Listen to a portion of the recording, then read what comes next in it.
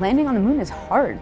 We're going back. Under this Artemis program, we're going to be sending humans to the moon for the first time since Apollo. So ahead of humans, we want to get up as much science exploration and technology experiments as possible. So CLPS starts facilitating a lot of the early science, the things we want to learn before we even send humans. CLPS stands for Commercial Lunar Payload Services, CLPS. The services part is the key element. Ordinarily, when NASA delivers a payload to the surface of the moon, they do it with a commercial partner, but NASA controls the building of the vehicle.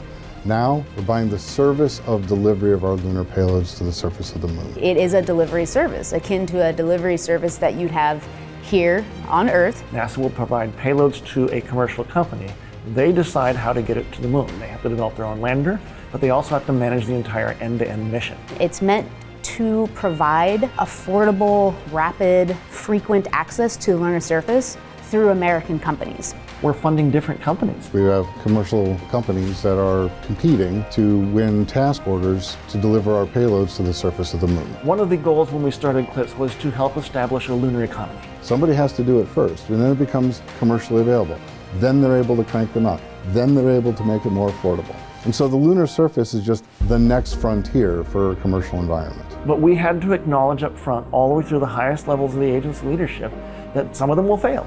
These missions may not be as successful as a traditional NASA mission. We have accepted the risk that going through this innovative approach with these commercial companies, that there could be some failures. Some of them are new companies. None of them have ever successfully landed on the surface of the moon.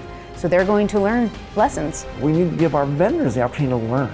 And so that'll help ultimately buy down our risk as these companies learn, okay, what does it take to actually build up the lunar lander, integrate payloads, get to the lunar surface and land safely. They've been able to demonstrate that they have very, very good technical depth and the ability to design and execute missions. We're willing to take more shots on goal. We aren't risking human lives.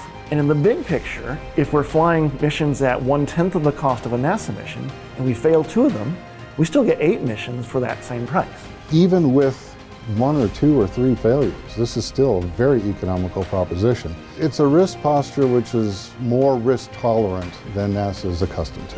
There's not a single one of these companies that's willing to bet their mission on a coin toss. Every one of them is doing what they can in order to have the most successful mission possible. But the important thing to realize is that risk tolerant does not mean risky. And the rewards are a long-term ability to get payloads to the moon inexpensively, frequently, and rapidly.